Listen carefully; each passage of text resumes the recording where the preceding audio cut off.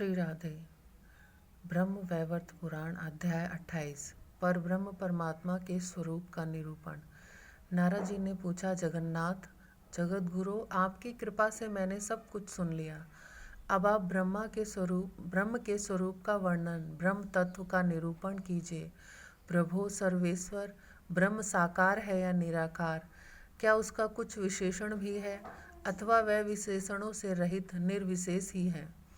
ब्रह्म का नेत्रों से दर्शन हो सकता है या नहीं? वह समस्त देहधारियों में लिप्त है अथवा नहीं? उसका क्या लक्षण बताया गया है? वेद में उसका किस प्रकार निरूपण किया गया है? क्या प्रकृति ब्रह्म से अतिरिक्त है या ब्रह्म स्वरूपिणी ही है?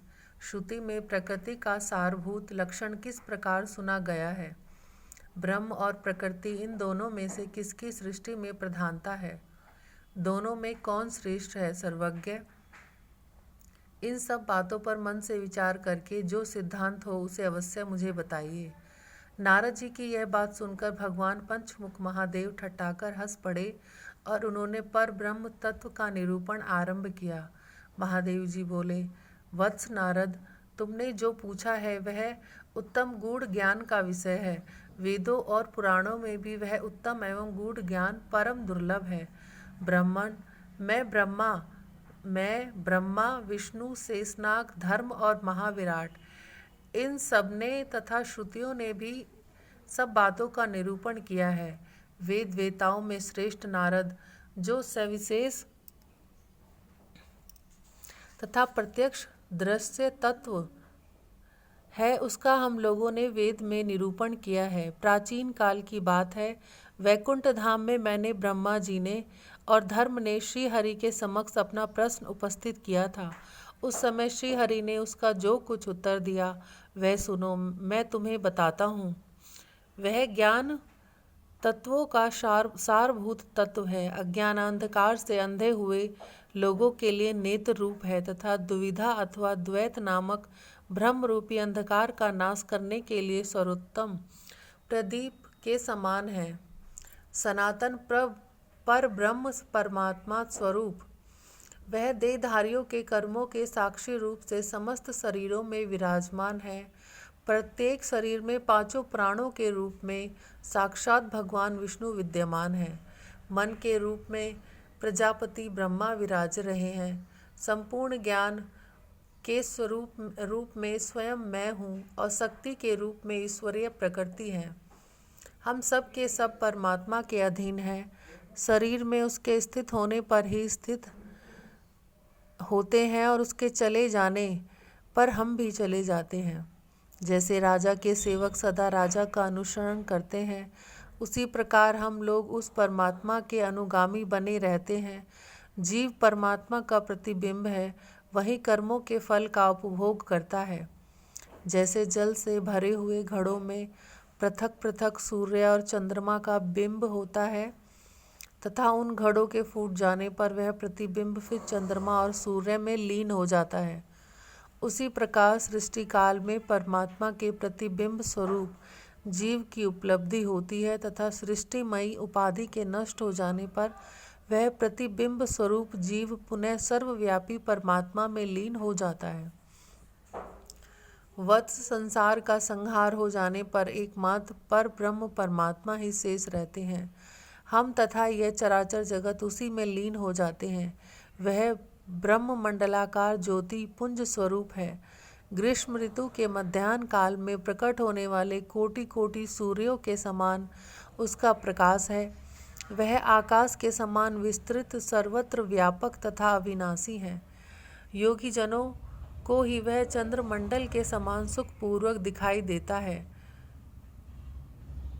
योगी लोग उसे सनातन पर ब्रह्म कहते हैं और दिन रात उस सर्व मंगलमय सत्य स्वरूप परमात्मा का ध्यान करते रहते हैं।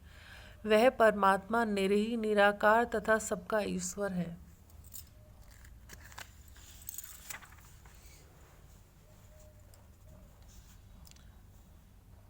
उसका स्वरूप उसकी इच्छा के अनुसार है। वह स्वतंत्र तथा समस्त कारणों का भी कारण है। परमानंद स्वरूप तथा परमानंद की प्राप्ति का हेतु है। सबसे उत्कृष्ट प्रधान पुरुष पुरुषोत्तम प्राकृत गुणों से रहित तथा प्रकृति से परे है। प्रलय के समय उसी में सर्व बीज स्वरूपिणी प्रकृति लीन होती है। ठीक उसी तरह जैसे अग्नि में उसकी दाहिका शक्ति, सूर्य में प्रभा, दुग्ध में ध्वलता और जल में शीतलता लीन रहती है। मुने, जैसे आकाश में शब्द और पृथ्वी में गंध सदा विद्यमान है, उसी तरह निर्गुण ब्रह्म में निर्गुण प्रकृति सर्वदा स्थित है। जब ब्रह्म सृष्टि के लिए उन्मुख होता है तब अपने अंश से पुरुष कहलाता है। वत्स, वही गुणों विषयों से संबंध स्थापित करने पर प्राकृत एवं विषयी कहा गया है। निर्गुणा त्रिगुण प्रकृति उस परमात्मा में ही उत्कृष्ट छाया रूपिणी मानी गई है। मुने, जैसे कुम्हार मिट्टी से घड़ा बनाने में सदा ही समर्थ होता है, उसी प्रकार वह ब्रह्म प्रकृति के द्वारा सृष्टि का निर्माण करने में नित्य समर्थ है। जैसे सुनार स्वर्ण से कुंडल बनाने की शक्ति रखता है, उसी तरह परमेश्वर उपादान भूता प्रकृति के द्वारा सदा सृष्टि करने में समर्थ है।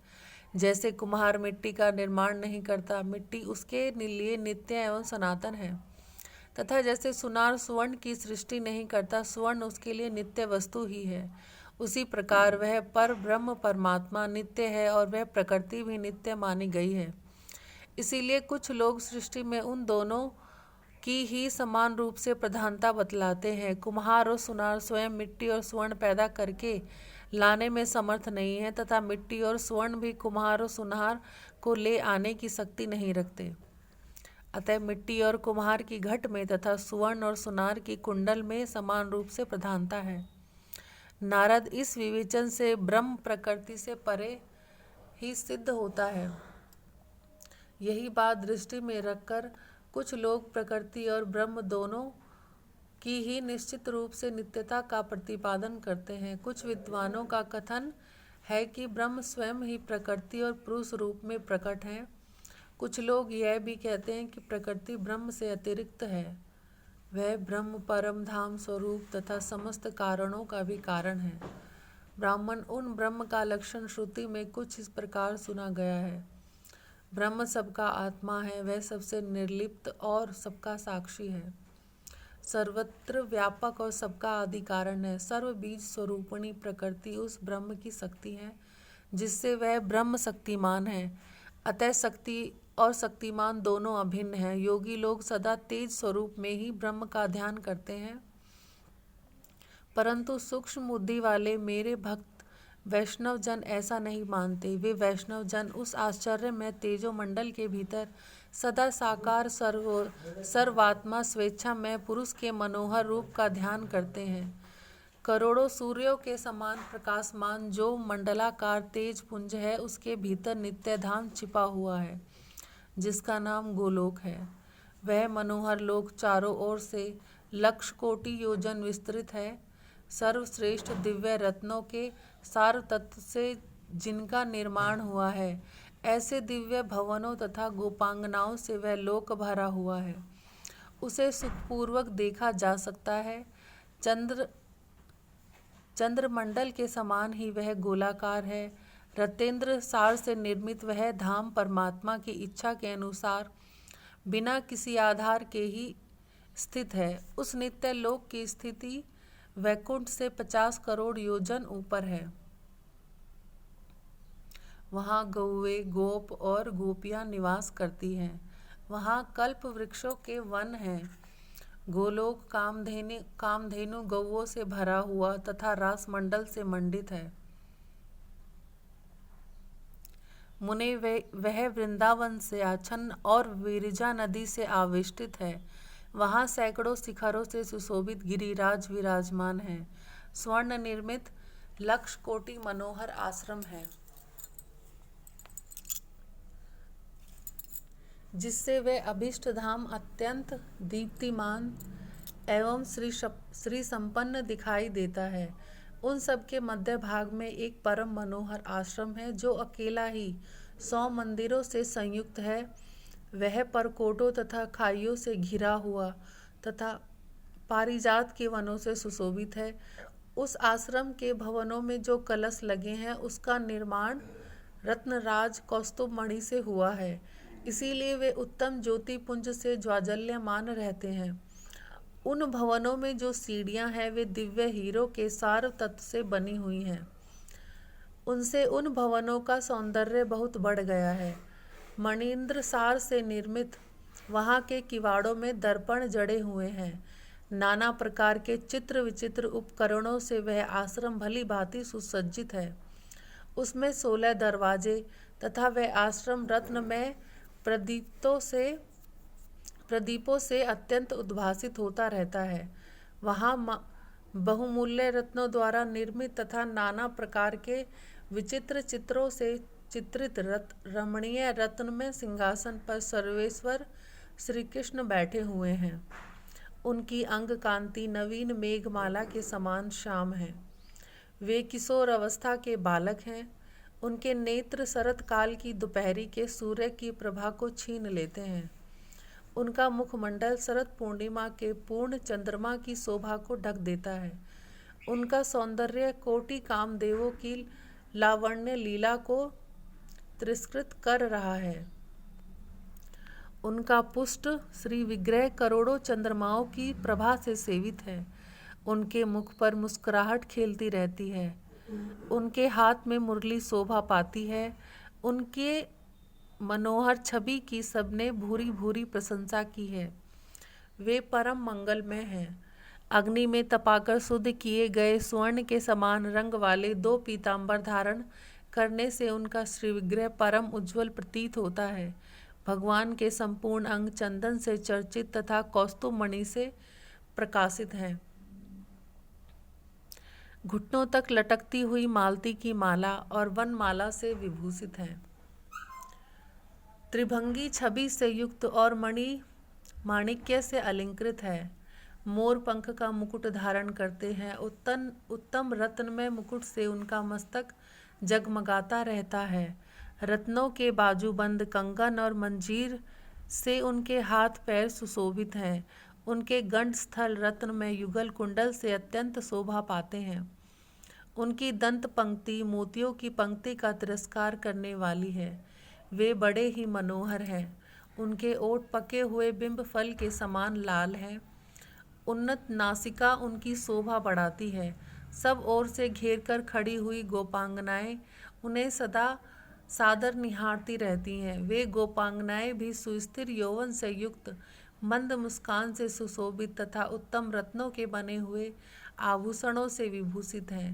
देवेंद्र, मुनीन्द्र, मुनिगण तथा नरेशों के समुदाय और ब्रह्मा, विष्णु, शिव, अनंत तथा धर्म आदि उनकी से आनंद वंदना किया करते हैं।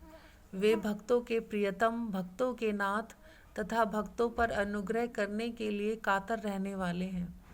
राधा के वक्षस्थल पर विराजमान परम रसिक रासेश्वर हैं।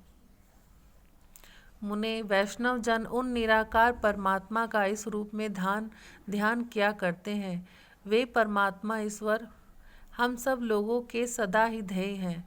उन्हीं को अविनाशी पर ब्रह्म कहा गया है। वे ही दिव्य स्वेच्छा में शरीरधारी सनातन भगवान हैं। वे निर्गुण, निरही और प्रकृति से परे हैं। सर्वाधार, सर्वबीज, सर्वज्ञ, सर्वरूप, सर्वेश्वर, सर्वपूज्य तथा संपूर्ण सिद्धियों को हाथ में देने वाले हैं। वे आदि पुरुष भगवान स्वयं ही द्विभुज रूप धारण करके गोलोक में निवास करते हैं। उनकी वेशभूषा भी ग्वालों के समान होती है और वे अपने पार्षद गोपालों से घिरे रहते हैं। उन परिपूर्णतम भगवान को श्री कृष्ण कहते हैं।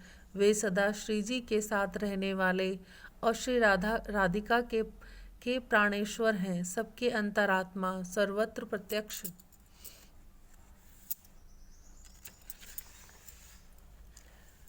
दर्शन देने के योग्य और सर्वव्यापी हैं।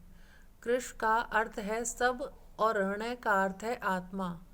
वे परब्रह्म परमात्मा सबके आत्मा है, इसीलिए उनका नाम कृष्ण है। कृष्ण शब्द सर्व का वाचक है और हृदय कार आदि वाचक है। वे सर्वव्यापी परमेश्वर सबके आदि पुरुष हैं, इसीलिए कृष्ण कहे गए हैं। वे ही भगवान अपने अंश से वैकुंठ धाम में 4 भुजाधारी लक्ष्मीपति के रूप में निवास करते हैं। 4 भुजाधारी पार्षद उन्हें घेरे रहते हैं। वे ही जगत पालक भगवान विष्णु अपनी एक कला से श्वेत द्वीप में 4 भुजाधारी रमापति रूप से निवास करते हैं। समुद्र तन्या रमा उनकी पत्नी है।